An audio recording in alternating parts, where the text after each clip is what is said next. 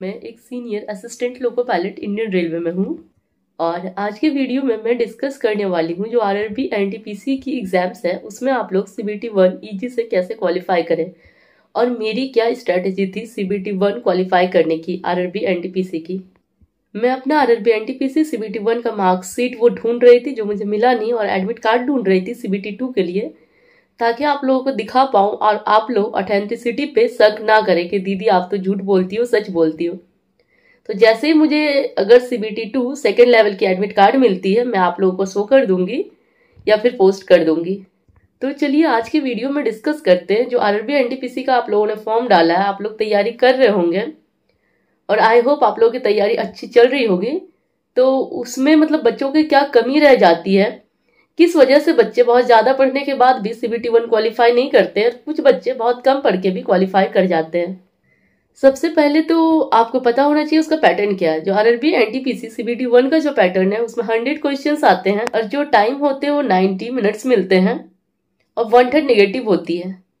और जिस 100 क्वेश्चंस में 30 क्वेश्चंस मैथ्स के होते हैं, 30 क्वेश्चंस रीजनिंग के होते हैं और 30 questions GK GS current affairs के होते हैं। वर्तमान में हो रहे एग्जाम्स या किसी भी चीज का पैटर्न देखिए तो डे बाय डे एग्जाम्स का पैटर्न राइज हो रहा है, थोड़ी अप जरूर हो रही है।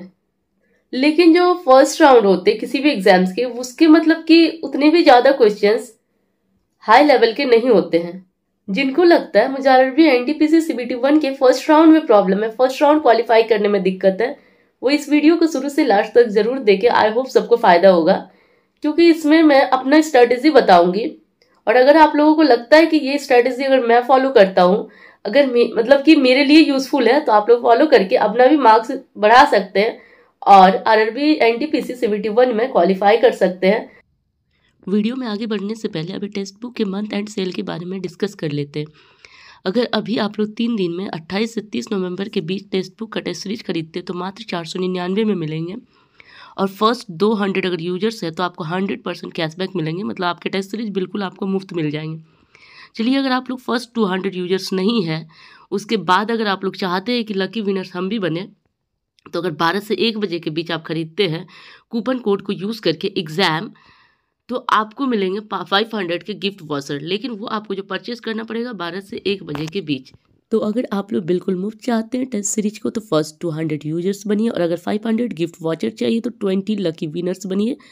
आपको कूपन कोड EXAM यूज करके परचेज करना है और सीबीटी 2 के लिए अच्छे से एकदम तैयारी करके फिर फाइनल सिलेक्शन ले सकते हैं। तो चलिए फर्स्टली डिस्कस करते हैं रीजनिंग से। रीजनिंग के 30 क्वेश्चंस आते हैं। अगर आप लोग उस पर 1 महीने ध्यान दे देते हो क्योंकि अभी सीबीटी 1 होने में टाइम है तो 30 में 27-28 स्कोर करना किसी भी स्टूडेंट के लिए, एवरेज स्टूडेंट हो या टैलेंटेड हो या ब्रिलियंट हो या आपकी रीजनिंग बहुत ही अच्छी है, कोई भी 27 स्कोर इजिली कर सकता है क्योंकि रीजनिंग के सवाल ही एग्जाम्स में वैसे होते हैं। तो फर्स्टली आप लोगों से कहना चाहूंगी कि रीजनिंग को तो बिल्कुल ऐसा मतलब ना छोड़ दे कि हाँ रीजनिंग ठीक है। अगर रीजनिंग अच्छी भी है तो आप लोग सेक्शनल मॉक टेस्ट लगा के रीजनिंग को बार बार चेक करते रहे कि 30 क्वेश्चंस में तो ऐसा तो नहीं मैं 20 ला रहा हूँ 22। आप लोग ये हमेशा ट्राई करें, जो रीजनिंग है वो किसी भी चीज का स्ट्रेंथ होता है अगर आपको कम टाइम में अगर एग्जाम्स क्वालिफाई करना है और निकालना है तो, क्योंकि रीजनिंग के जो क्वेश्चन होते हैं वो कम टाइम टेकिंग होते हैं। तो मेरा किसी भी एग्जाम्स का फर्स्ट राउंड इजिली हो जाने का सबसे बड़ा रीजन यही है कि मेरी रीजनिंग बहुत अच्छी है और मैं रीजनिंग को हमेशा सोचती हूँ अगर 30 क्वेश्चन है तो 30 में 30 स्कोर करूँ, एक भी कम ना हो। हाँ कभी कभी 1-2 क्वेश्चन टाइम टेकिंग होने की वजह से छोड़ देती हूँ क्योंकि 100 क्वेश्चन 90 मिनट से बच्चों के लिए कम पड़ जाते हैं। वहां पे सबसे ज्यादा जो इंपॉर्टेंट होता है टाइम मैनेजमेंट। तो सबसे पहले आप लोग रीजनिंग को अच्छा करें और रीजनिंग में 30 भी उठा सकते हैं, नहीं कुछ तो 28 अपना स्कोर जरूर करें। दूसरा जो मैं फोकस करती थी वो करंट अफेयर्स पे या जीके जीएस। ठीक है आप लोग कहते हो कि मेरा जीके अच्छा नहीं है, जीएस अच्छा नहीं है, लेकिन करंट अफेयर्स किसी भी एस्पिरेंट के उतने अच्छे नहीं होते या किसी भी एस्पिरेंट के बुरे नहीं होते हैं। क्यों? क्योंकि करंट अफेयर्स करंट सिनारियो पे डिपेंड करता है। अगर करंट में आप करंट पढ़े हो तो आप अच्छे से बनाओगे, नहीं पढ़े हो तो नहीं बनाओगे। इसमें ज्यादा कंसेप्ट की जरूरत नहीं होती है। आजकल मॉडर्न पैटर्न को देखते हुए ऐसे लगता है कि हर एग्जाम्स के लिए करंट अफेयर्स बहुत ही इंपॉर्टेंट हो गया, वो भी लेटेस्ट, मतलब लेटेस्ट जो 7 to 8 मंथ्स है, 7 से 8 मंथ्स के आसपास के क्वेश्चन ज्यादा पूछते हैं और ज्यादा से ज्यादा आप पिछले 1 साल से लेके मतलब 14 मंथ्स तक आप पढ़ सकते हैं। और अभी एग्जाम्स, वर्तमान एग्जाम्स के पैटर्न को देखते हुए लगता है कि करंट अफेयर्स को छोड़ना सबसे बड़ी बेवकूफ़ी की बात है। अगर आपके 10 क्वेश्चंस भी करंट अफेयर्स के आते हैं, 8 क्वेश्चंस भी आते हैं, और अगर आप उसे सॉल्व करते हो तो टाइम 1 से 2 मिनट मात्र लगते हैं और आप 8 मार्क्स स्कोर कर लेते हो, जो किसी भी एग्जाम्स को मतलब क्वालिफाई करने और डिसक्वालीफाई करने में बहुत बड़ी अंतर है। तो मेरा सबसे यही रिक्वेस्ट रहेगा, अगर आप लोग चाहते हो कम टाइम में पढ़े और मतलब अच्छे से, तो करंट अफेयर्स को दूसरे नंबर पे करंट अफेयर्स को आप लोग रख सकते हो, उसको फोकस कर सकते हो।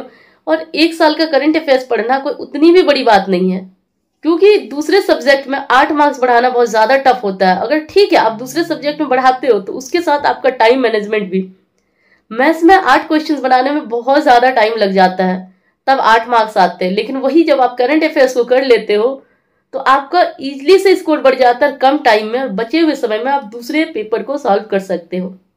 चलिए, जो जीके, जीएस और करंट अफेयर्स के क्वेश्चंस होते हैं, तो मैं तो बता दी कि लगभग मतलब 8 to 10 क्वेश्चंस करंट अफेयर्स के रहेंगे।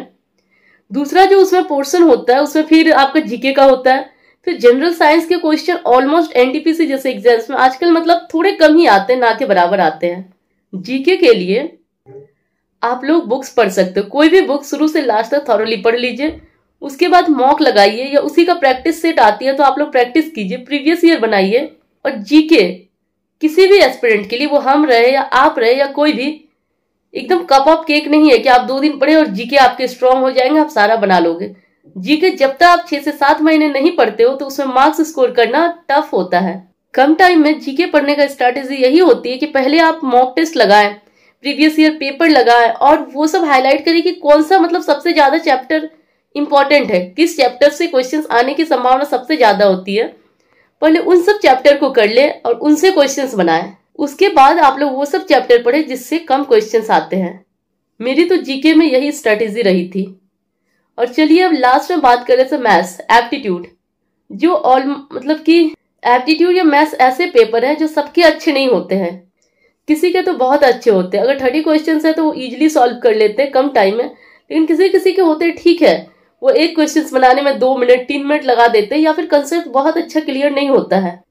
लेकिन आजकल day by day cut off high होना, क्वेश्चंस का पैटर्न का मतलब राइज करना, तो आप किसी भी पेपर को छोड़ के क्वालिफाई या फिर क्वालिफाई तो नहीं करना है, अंततः आपको सिलेक्शन लेनी है, तो आप उसको छोड़ नहीं सकते हैं। और अभी आरआरबी एनटीपीसी या किसी भी एग्जाम्स में काफी टाइम है, तो आप लोग अभी से मैथ्स को प्रैक्टिस करना स्टार्ट कर दीजिए। सबसे पहले तो आप जो भी एग्जाम्स देते हैं उसमें पहले देखिए मैथ्स का सिलेबस क्या है।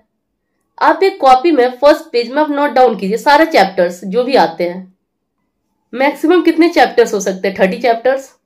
हर डे आप एक चैप्टर्स उठाइए, उसके थ्योरी को कंप्लीट कीजिए, उसके फॉर्मूलाज को कंप्लीट कीजिए, उसका क्वेश्चंस बनाइए, उसका प्रैक्टिस सेट कीजिए। ऐसे आप 30 दिन में 30 चैप्टर को इजिली कर सकते हैं और आपको बर्डन भी नहीं लगेगा, और कब अच्छा मैथ्स हो जाएगा आपको पता नहीं चलेगा। और इसके साथ साथ मैं कहूंगी प्रीवियस ईयर पेपर जरूर लगाए, क्योंकि प्रीवियस ईयर पेपर ही एक ऐसा है जो आपको डायरेक्शन दिखाती है कि आपकी तैयारी किस मतलब किधर है, आपकी तैयारी कितनी है, आपका सिलेक्शन हो रहा है या नहीं हो रहा है। तो आप ऐसे करके अपने मैथ्स को भी स्ट्रॉन्ग कर सकते हैं और आसानी से किसी भी जॉब में सिलेक्शन ले सकते हैं। मैं तो ये नहीं कहूंगी कि कुछ भी एक जादुई छड़ी आप घुमा दो, आज आपके मैथ्स स्ट्रांग हो गए, रीजनिंग हो गए, करंट अफेयर्स हो गए, जीके हो गए। मेरे नजर में 2 ही ऐसे पेपर है जो जादुई छड़ी वाली है, एक रीजनिंग है और दूसरी करंट अफेयर्स है, जो आप कम टाइम में कर सकते हो। उसके बाद जीके और मैथ्स थोड़ा टाइम टेकिंग होता है, जिसको आपको थोड़ा कंसेप्ट क्लियर करना होता है, फिर आपको बार बार प्रैक्टिस करना होता है। उसके बाद ही वो 2 पेपर अच्छे होते हैं, उसके बाद ही वो 2 पेपर अच्छे हो सकते हैं। इसी वजह से अभी आरआरबी एनटीपीसी में टाइम है, आप लोग मैथ्स और जीके को इतना अच्छा कर लीजिए कि आप लोगों को मतलब मन में थोड़ी भी संशय ना हो कि मेरी सिलेक्शन नहीं होगी। चलिए आज के वीडियो में इतना ही, मिलते हैं नेक्स्ट वीडियो में, तब तक के लिए बाय बाय, टेक केयर।